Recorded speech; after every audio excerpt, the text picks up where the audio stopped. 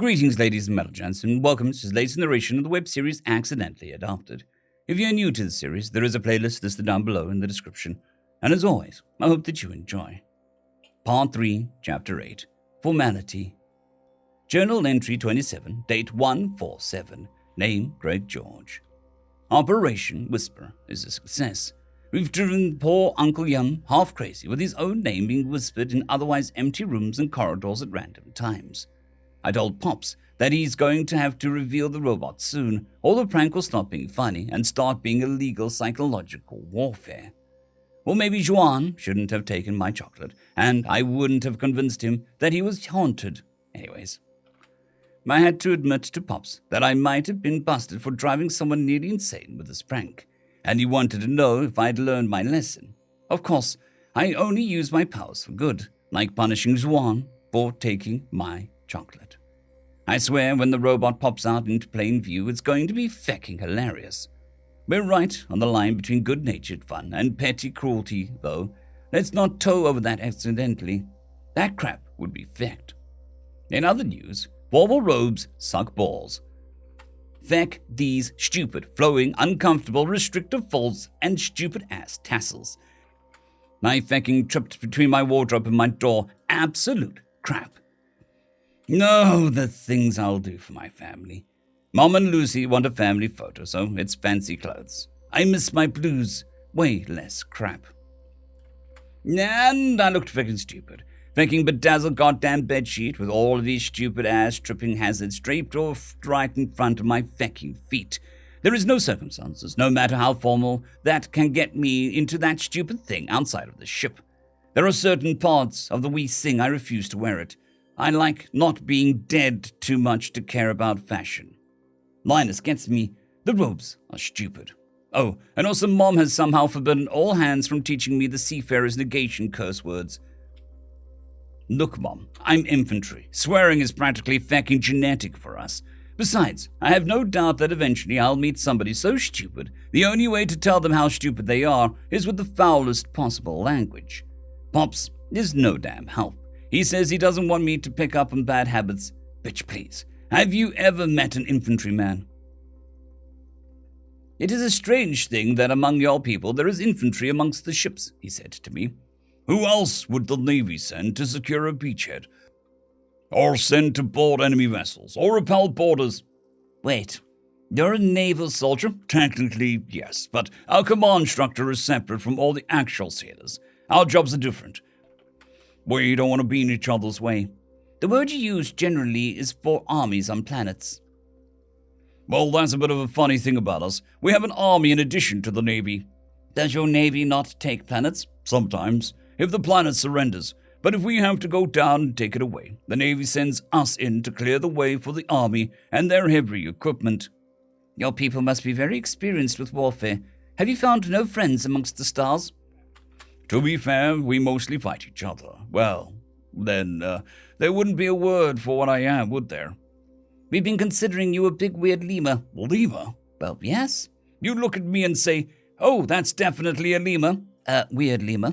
Oh, our closest genetic cousins are, Wait, what were your criteria you used?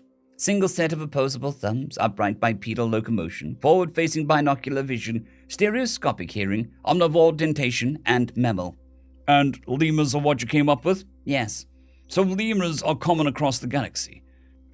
Common enough that I recognize the animal when I learned the word, but... Something interesting, Greg? Just maybe certain animal types might be totally new to you guys? So what do you people call themselves? Well, it depends on what you mean by my people. As a species, Pops clarified with a laugh ready in the back of his throat. I actually don't know except in battle can't. And you cannot share this knowledge? No, sorry, Pops. It is well. We may end up calling your species Sneakies, or maybe Gregs. Oh, please, no. I nearly cringed to death then and there. But you were going to tell me about the army. Oh, yes. Mainly we fight other nations of our own species. There have been some others. The horrible tentacle monsters who ate our pets. They wouldn't communicate or surrender or retreat. They're gone now. Then there were the weird energy beings. We didn't fight them. They just sort of came and went. According to what I learned in school. They're all the ants, but worse. They backed off. Of course, there's the grubs, but nobody knows or cares if there are people or not. I think your family might actually be the first friendly contact we've ever made. The clickety-clack people probably weren't unfriendly, but we didn't exactly communicate in that cell. Cell? It makes me feel better to call it that. Shut up. How does your army and navy differ? Oh, so get this. The army doesn't have ships. Greg, but they have to. They have hyperspace-capable transportation and tactical support vehicles. Excuse me? They don't want to call their ships ships, so they call them something stupid. I laughed. Pops cracked up at that. Apparently, we humans aren't the only ones who do such strange things, but it's always funny when someone does. Serious though, formal robes fucking suck. Log 6,001.0.05. Personal, Captain Yormdrill. Well, this portrait has been a long time coming, but the context is a little different than from when Trandy asked for Gregory's robes. It's never pleasant to be out in my work clothes, but I'd looked silly in a portrait otherwise. Trevdy made an event of it, so I took the day off and asked the other bridge officers to cover my duties for me. There was some grumbling on the missing out on seeing Sneaky all dressed up in his cute little robes, which was completely silly. His jumpsuit is way cuter. He's unexpectedly serious about pranks, not that he doesn't thoroughly revel in them, but he has a way of doing it that involves a lot of rules, and I think that they are in place to keep the enlisted of his people military from getting out of hand with their practical humor. He told me that it was time to reveal our speaker bot, or else we were creeping into psychological warfare and not a simple prank. Well, Yamdrill's sufficiently confused and frustrated, so it should be amusing to reveal the bot in the galley. These people do have some interesting quirks besides regulating pranks, like coming up with a name for ships other than ships because ships are for the Navy.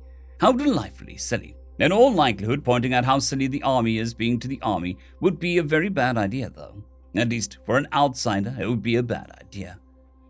If Gregory was anything to go by, his people have a good sense of humor about most things.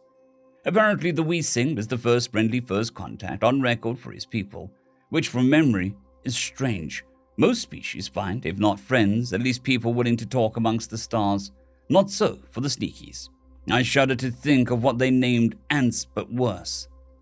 His health is, of course, far better than when he arrived, but that is not a good point of comparison. I don't know what normality for his mental health should be, but little things are troubling, such as calling the kennel he occupied a cell, to making himself feel better about his mistaken captivity. How should he view it? Is it well to shift his position to a more drastic one because it's more fitting to a person? It troubles me. Dear Diary, Greg looks adorable in his formal robes. He kept muttering about restrictive to movement and tactical liability and other weird stuff. But he's so cute. Stars. The whole ship is going to go wild when the pictures are put up. Mama's planning on hanging it where the old family photo is, which makes sense. Greg and Daddy talk more about Greg's people, but I didn't have very much to say about it. I feel like I don't know enough about fighting men to be in that kind of conversation. It's almost, intrusive. Intrusive? It's almost intrusive to hear them chatting about armies and ships and stuff. I know Daddy wasn't a fighter, but Greg has a lot of respect for rescue workers. I'm still a kid. How could I have something respectable to say? Not that he ignored us all day. Lucy, spelled phonetically with name glyphs, line us, likewise further translated to proper spelling. The names of not just old cartoon characters, but ancient ones, like most media was printed on cheap paper ancient. To carry such names is a little daunting. At least they sound pretty. I don't know what they mean, and neither does Greg, but I like them. Dear Loggery, I hate. The word occupies most of the page. Stupid ugly robes. Sneaky nose. End of chapter. I would just like to thank the T5 supporters. Bushmaster 117, Casper Arnholtz, Dragzoon W.R.E, Elijah Silvercross, Gray, Jon Carrington, and Sevaren Serberous. Thank you very much.